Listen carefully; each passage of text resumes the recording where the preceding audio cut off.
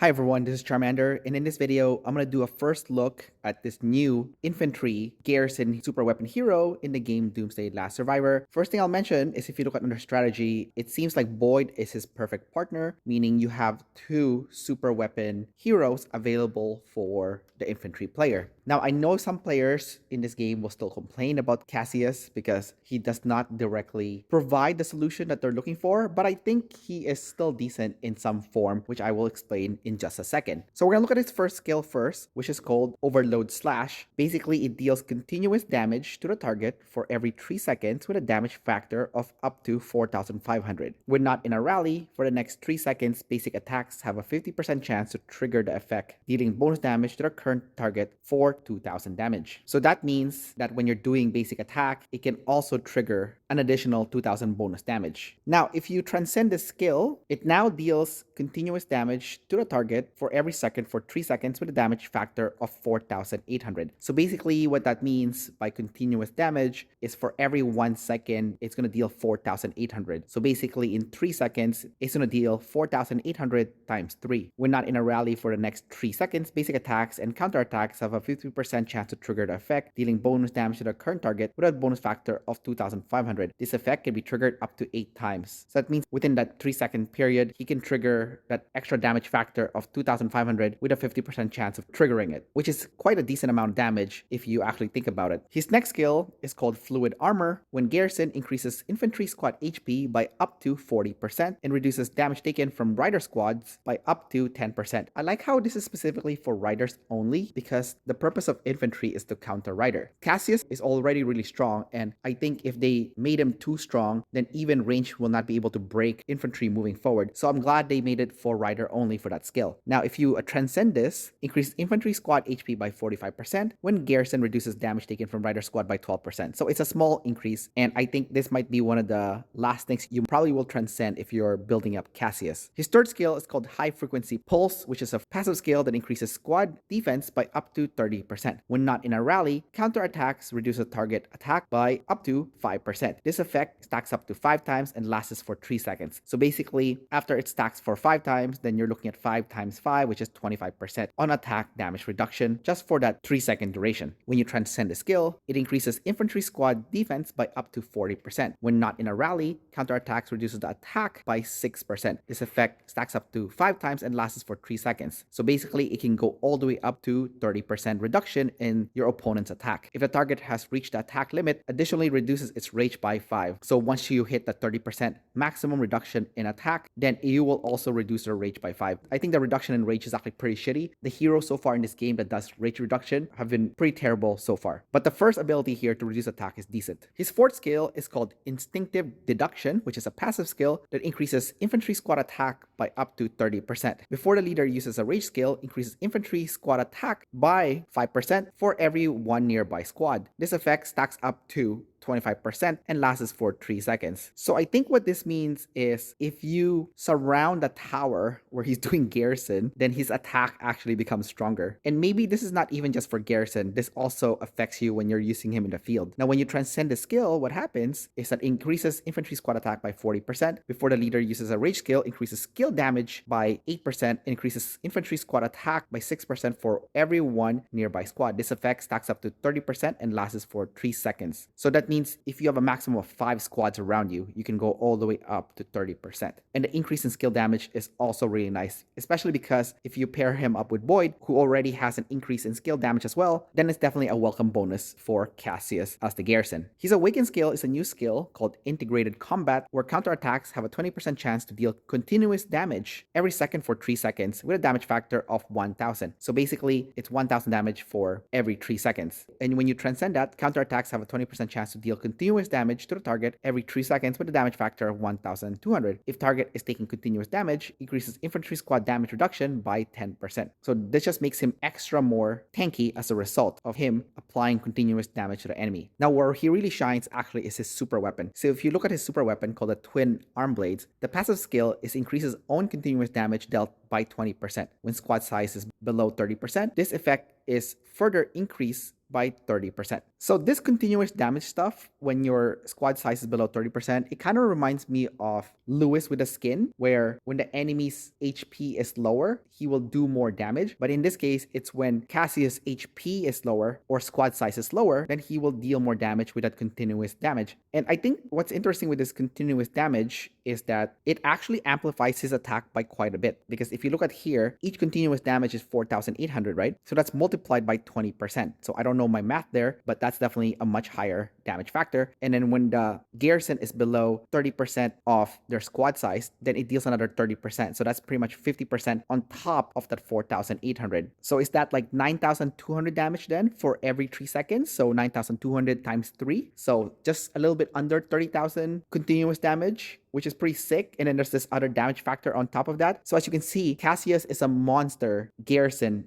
damage dealer in this game. Like, he deals a huge amount of damage for a garrison. He's not so much on the defensive side. He's more on, I'm gonna shred you with so much damage side of things, which pairs him up perfectly with Boyd, because Boyd is super defensive. So you have the super defensive infantry garrison and you have the super offensive infantry garrison. When you pair them up together, you get the match made in heaven, where they can be formidable on both ends of the offense and defense side of things. The one complaint that people is going to have is people will say, well, he still doesn't address the crowd control issue. That's why people are still using Boyd and Ethan. That's true. So we'll actually see if this garrison actually makes up for not having that damage control. Another thing that people can do is do a Cassius and Ethan build, where it's just huge amount of damage. So it's a more offensive garrison as opposed to a defensive garrison. So if anything, it just adds more layer to this game in regards to what type of garrison you're going to be deploying if you're playing infantry, whether you want to go defensive or more on the offensive side of things with some crowd control. Anyways, that's about it for this video. Don't forget to like and subscribe, and I will see you next time. Bye-bye.